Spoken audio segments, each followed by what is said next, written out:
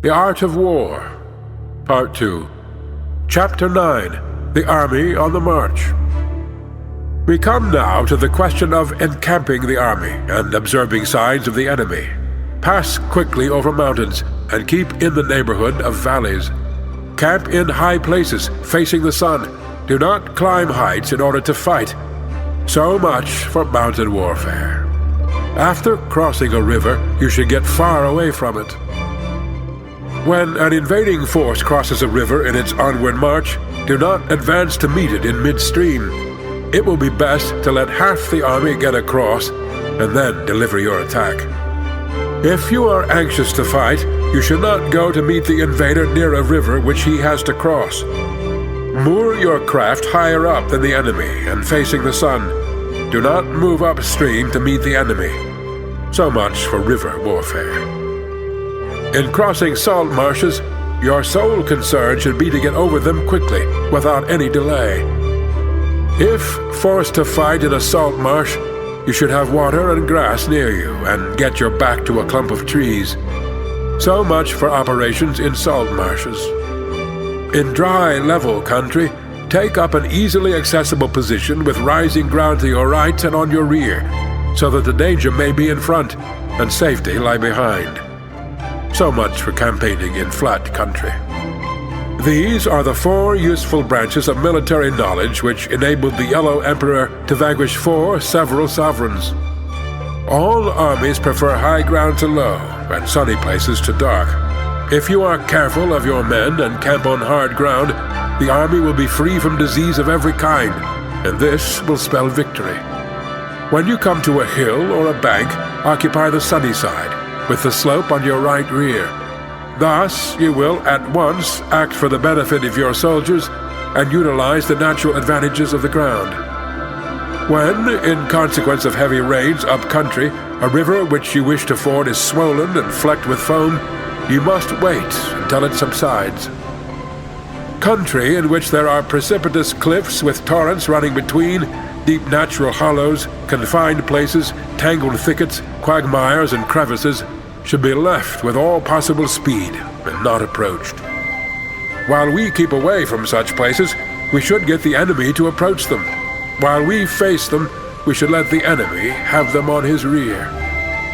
If, in the neighborhood of your camp, there should be any hilly country, ponds surrounded by aquatic grass, hollow basins filled with reeds, or woods with thick undergrowth, they must be carefully routed out and searched, for these are places where men in ambush or insidious spies are likely to be lurking. When the enemy is close at hand and remains quiet, he is relying on the natural strength of his position. When he keeps aloof and tries to provoke a battle, he is anxious for the other side to advance. If his place of encampment is easy of access, he is tendering a bait. Movement amongst the trees of a forest shows that the enemy is advancing. The appearance of a number of screens in the midst of thick grass means that the enemy wants to make us suspicious. The rising of birds in their flight is the sign of an ambuscade. Startled beasts indicate that a sudden attack is coming. When there is dust rising in a high column, it is the sign of chariots advancing. When the dust is low, but spread over a wide area, it betokens the approach of infantry. When it branches out in different directions, it shows that parties have been sent to collect firewood. A few clouds of dust moving to and fro signify that the army is encamping. Humble words and increased preparations are signs that the enemy is about to advance. Violent language and driving forward, as if to attack, are signs that he will retreat. When the light chariots come out first and take up a position on the wings, it is a sign that the enemy is forming for battle. Peace proposals unaccompanied by a sworn covenant indicate a plot. When there is much running about and the soldiers fall into rank, it means that the critical moment has come. When some are seen advancing and some retreating, it is a lure. When the soldiers stand leaning on their spears, they are faint from want of food. If those who are sent to draw water begin by drinking themselves, the army is suffering from thirst. If the enemy sees an advantage to be gained and makes no effort to secure it, the soldiers are exhausted. If birds gather on any spot, it is unoccupied. Clamor by night betokens nervousness. If there is disturbance in the camp, the general's authority is weak. If the banners and flags are shifted about, sedition is afoot. If the officers are angry, it means that the men are weary. When an army feeds its horses with grain and kills its cattle for food, and when the men do not hang their cooking pots over the campfires, showing that they will not return to their tents, you may know that they are determined to fight to the death. The sight of men whispering together in small knots or speaking in subdued tones points to disaffection amongst the rank and file.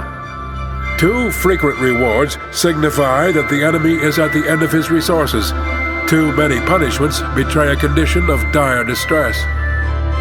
To begin by bluster, but afterwards to take fright at the enemy's numbers, shows a supreme lack of intelligence.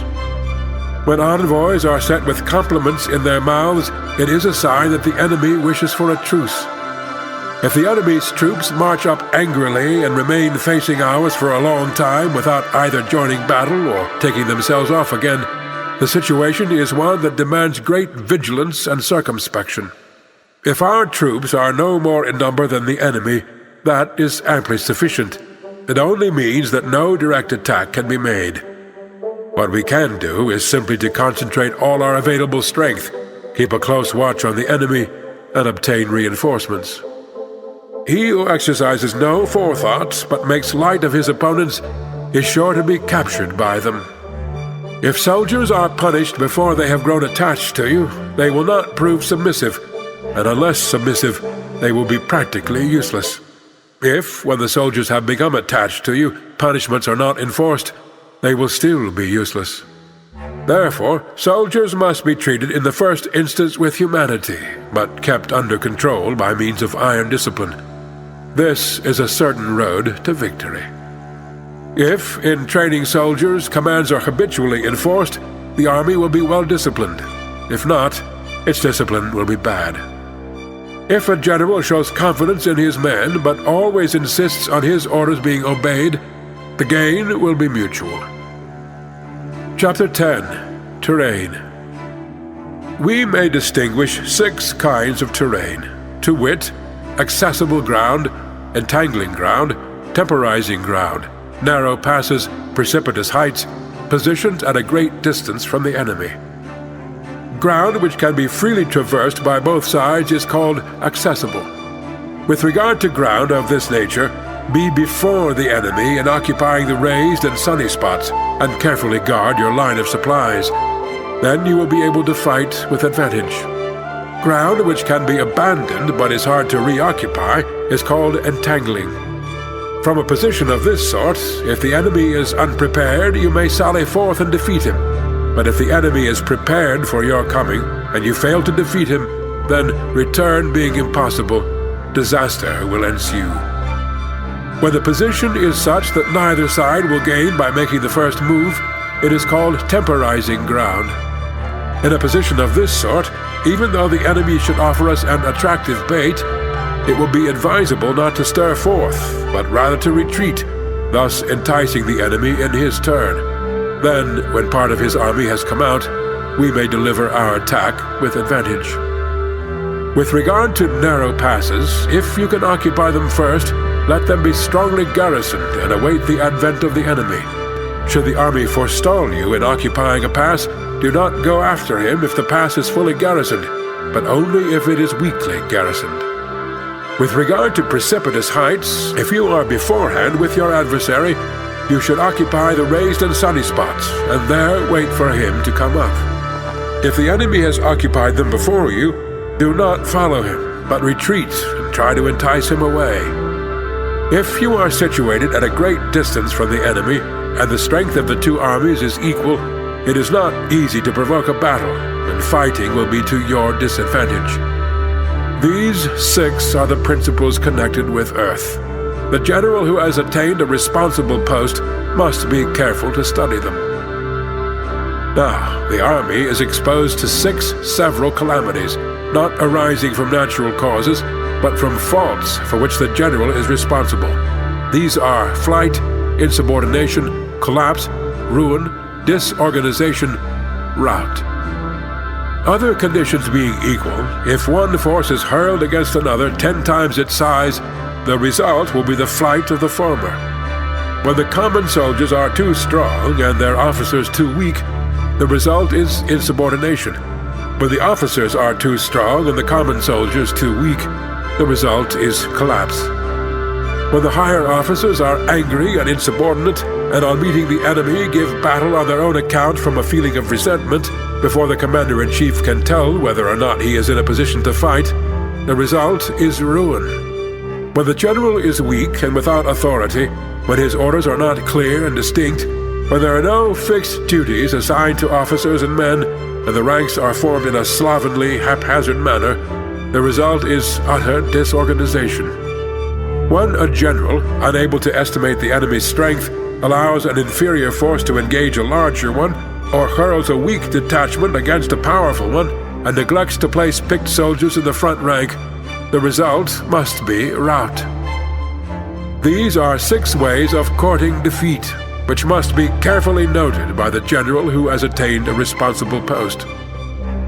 The natural formation of the country is the soldier's best ally, but a power of estimating the adversary, of controlling the forces of victory, and of shrewdly calculating difficulties, dangers, and distances constitutes the test of a great general. He who knows these things, and in fighting puts his knowledge into practice, will win his battles. He who knows them not, nor practices them, will surely be defeated. If fighting is sure to result in victory, then you must fight, even though the ruler forbid it. If fighting will not result in victory, then you must not fight, even at the ruler's bidding. The general who advances without coveting fame, and retreats without fearing disgrace, whose only thought is to protect his country and do good service for his sovereign, is the jewel of the kingdom. Regard your soldiers as your children, and they will follow you into the deepest valleys. Look upon them as your own beloved sons, and they will stand by you, even unto death.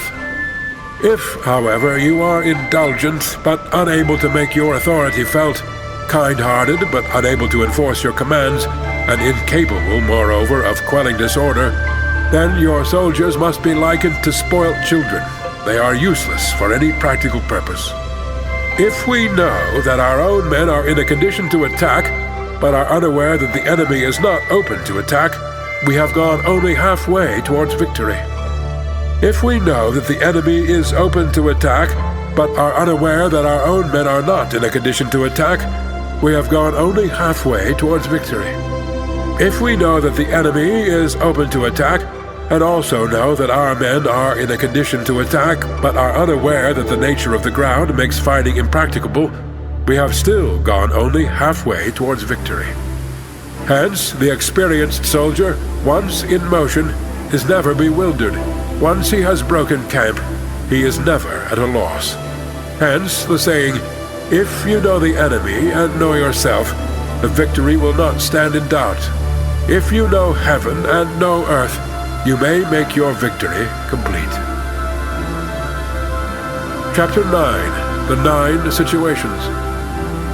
The art of war recognizes 9 varieties of ground: dispersive ground, facile ground, contentious ground, open ground, ground of intersecting highways, serious ground, difficult ground, hemmed-in ground, desperate ground. When a chieftain is fighting in his own territory, it is dispersive ground. When he has penetrated into hostile territory, but to no great distance, it is facile ground. Ground, the possession of which imports great advantage to either side, is contentious ground. Ground on which each side has liberty of movement is open ground. Ground which forms the key to 3 contiguous states, so that he who occupies it first has most of the empire at his command, is a ground of intersecting highways. When an army has penetrated into the heart of a hostile country, leaving a number of fortified cities in its rear, it is serious ground. Mountain forests, rugged steeps, marshes and fens, all country that is hard to traverse, this is difficult ground. Ground which is reached through narrow gorges, and from which we can only retire by tortuous paths, so that a small number of the enemy would suffice to crush a large body of our men, this is hemmed-in ground. Ground on which we can only be saved from destruction by fighting without delay is desperate ground. On dispersive ground, therefore, fight not. On facile ground, halt not. On contentious ground, attack not. On open ground, do not try to block the enemy's way. On the ground of intersecting highways, join hands with your allies. On serious ground, gather in plunder. In difficult ground, keep steadily on the march. On hemmed-in ground, resort to stratagem. On desperate ground, fight. Those who were called skillful leaders of old knew how to drive a wedge between the enemy's front and rear, to prevent cooperation between his large and small divisions, to hinder the good troops from rescuing the bad, the officers from rallying their men. When the enemy's men were united, they managed to keep them in disorder. When it was to their advantage, they made a forward move. When otherwise, they stopped still. If asked how to cope with a great host of the enemy in orderly array and on the point of marching to the attack, I should say, begin by seizing something which your opponent holds dear. Then he will be amenable to your will. Rapidity is the essence of war. Take advantage of the enemy's unreadiness. Make your way by unexpected routes and attack unguarded spots. The following are the principles to be observed by an invading force. The further you penetrate into a country, the greater will be the solidarity of your troops, and thus the defenders will not prevail against you. Make forays into fertile country in order to supply your army with food. Carefully study the well-being of your men, and do not overtax them. Concentrate your energy and hoard your strength. Keep your army continually on the move, and devise unfathomable plans. Throw your soldiers into positions whence there is no escape, and they will prefer death to flight. If they will face death, there is nothing they may not achieve. Officers and men alike will put forth their uttermost strength. Soldiers, when in desperate straits, lose the sense of fear. If there is no place of refuge, they will stand firm. If they are in hostile country, they will show a stubborn front. If there is no help for it, they will fight hard. Thus, without waiting to be marshaled, the soldiers will be constantly on the qui-vive. Without waiting to be asked, they will do your will. Without restrictions, they will be faithful. Without giving orders, they can be trusted. Prohibit the taking of omens, and do away with superstitious doubts. Then, until death itself comes, no calamity need be feared. If our soldiers are not overburdened with money, it is not because they have a distaste for riches. If their lives are not unduly long, it is not because they are disinclined to longevity. On the day they are ordered out to battle, your soldiers may weep, those sitting up bedewing their garments, and those lying down letting the tears run down their cheeks. But let them once be brought to bay, and they will display the courage of a Chu or a Kuei. The skillful tactician may be likened to the Shui Jan. Now, the Shui Jan is a snake that is found in the Chung Mountains. Strike at its head, and you will be attacked by its tail. Strike at its tail, and you will be attacked by its head. Strike at its middle, and you will be attacked by head and tail both. Asked if an army can be made to imitate the Shui Jan, I should answer yes. For the men of Wu and the men of Yue are enemies. Yet if they are crossing a river in the same boats and are caught by a storm, they will come to each other's assistance, just as the left hand helps the right. Hence, it is not enough to put one's trust in the tethering of horses and the burying of chariot wheels in the ground. The principle on which to manage an army is to set up one standard of courage which all must reach. How to make the best of both strong and weak? That is a question involving the proper use of ground. Thus, the skillful general conducts his army just as though he were leading a single man willy-nilly by the hand. It is the business of a general to be quiet and thus ensure secrecy, upright and just, and thus maintain order. He must be able to mystify his officers and men by false reports and appearances, and thus keep them in total ignorance. By altering his arrangements and changing his plans, he keeps the enemy without definite knowledge. By shifting his camp and taking circuitous routes, he prevents the enemy from anticipating his purpose.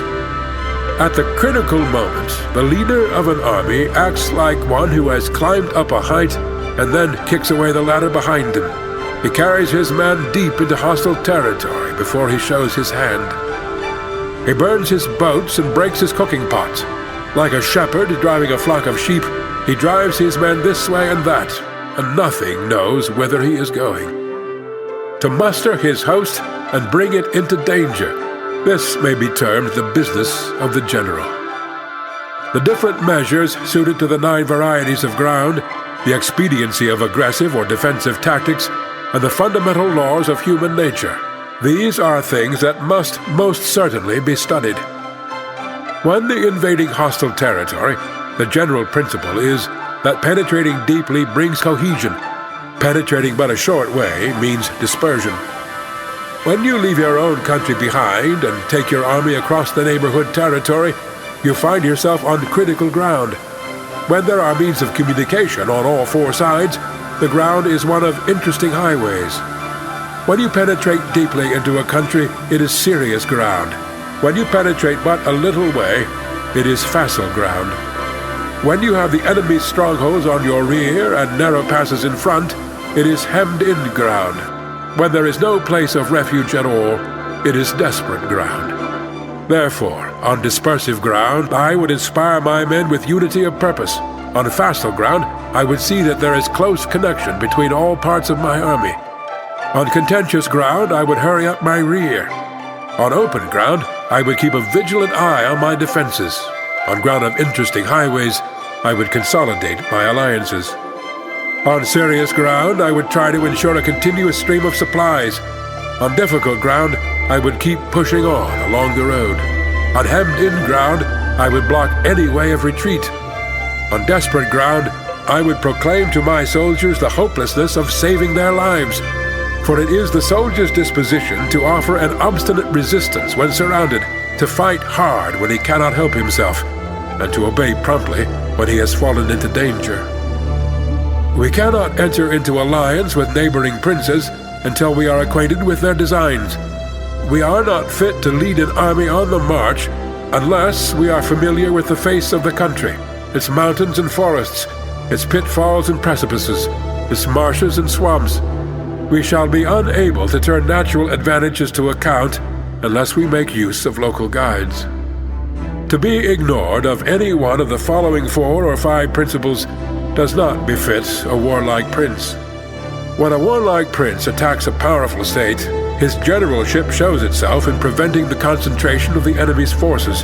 He overawes his opponents, and their allies are prevented from joining against him. Hence, he does not strive to ally himself with all and sundry, nor does he foster the power of other states. He carries out his own secret designs, keeping his antagonists in awe. Thus, he is able to capture their cities and overthrow their kingdoms.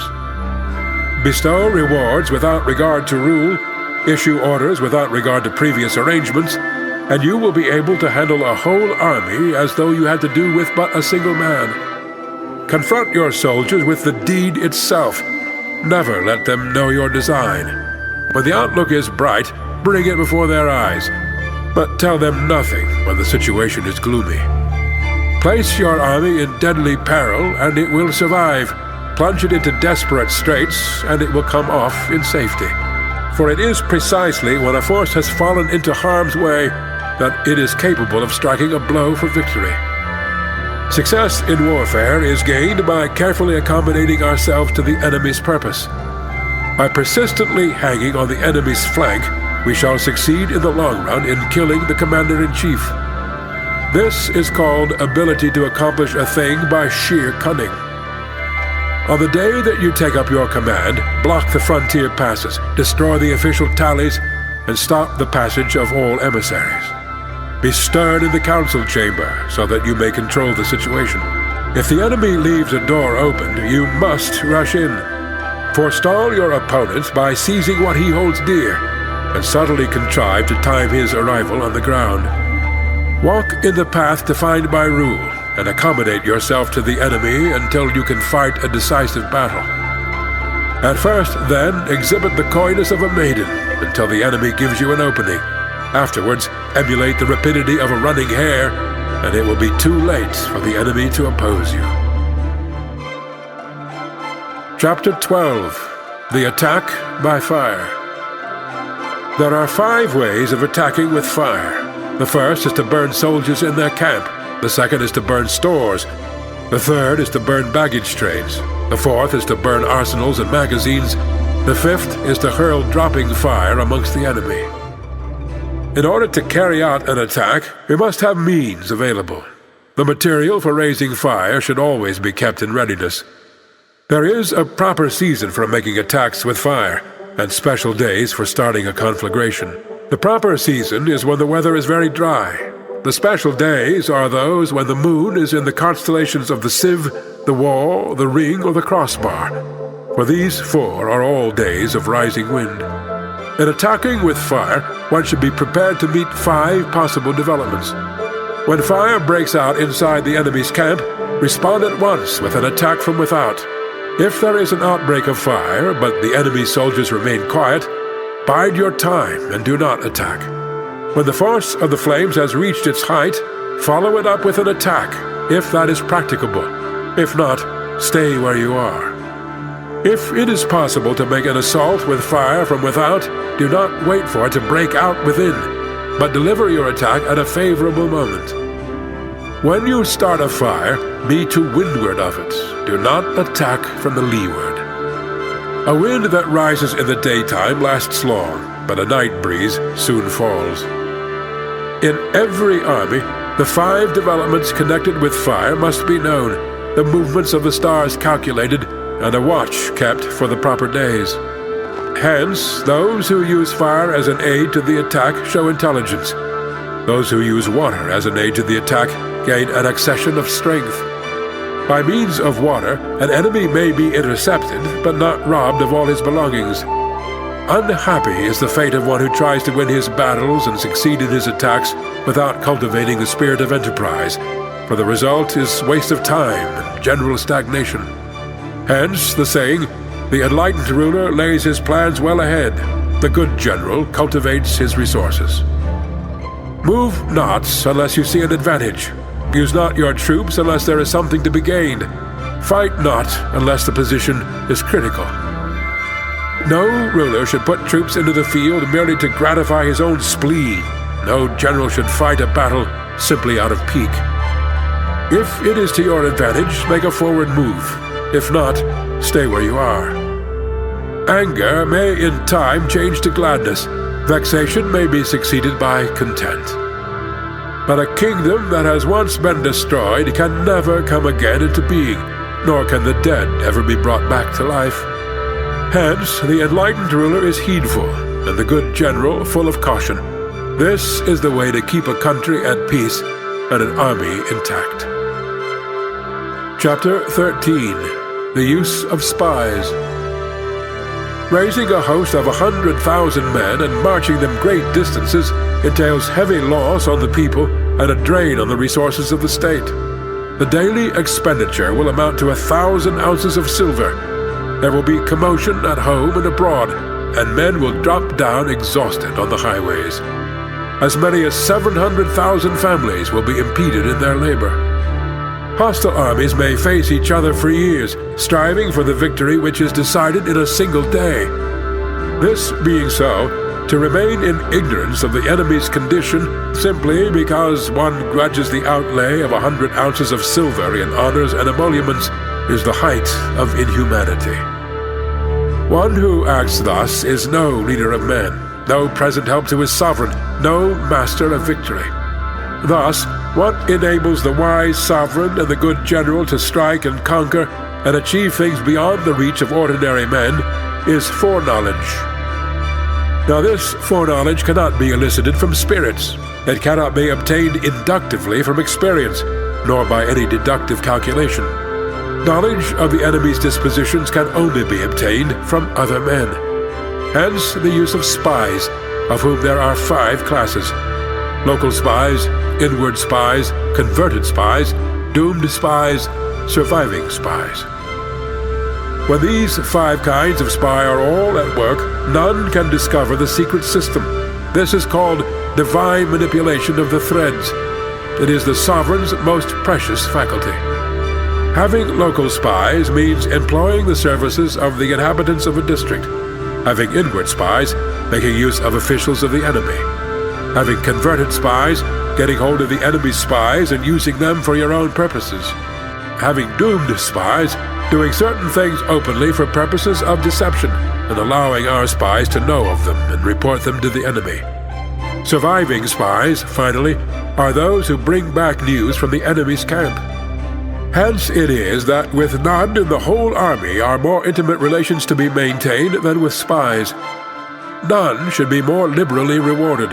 In no other business should greater secrecy be preserved. Spies cannot be usefully employed without a certain intuitive sagacity. They cannot be properly managed without benevolence and straightforwardness. Without subtle ingenuity of mind, one cannot make certain of the truth of their reports. Be subtle. Use your spies for every kind of business.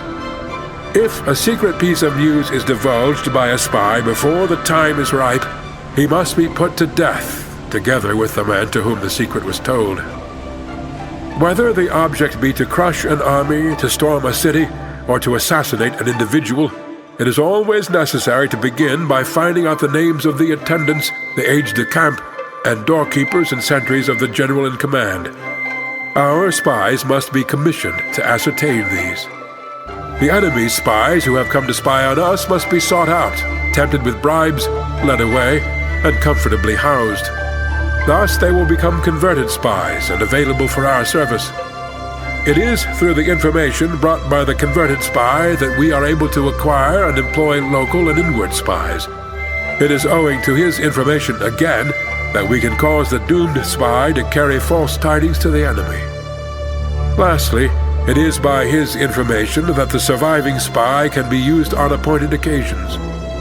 The end and aim of spying in all its 5 varieties is knowledge of the enemy, and this knowledge can only be derived, in the first instance, from the converted spy.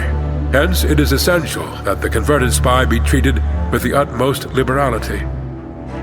Of old, the rise of the Yin dynasty was due to Yi Qi, who had served under Xia.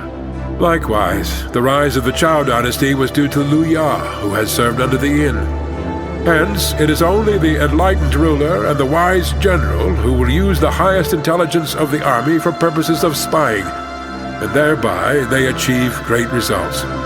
Spies are a most important element in war, because on them depends an army's ability to move. End of the Art of War by Sun Tzu.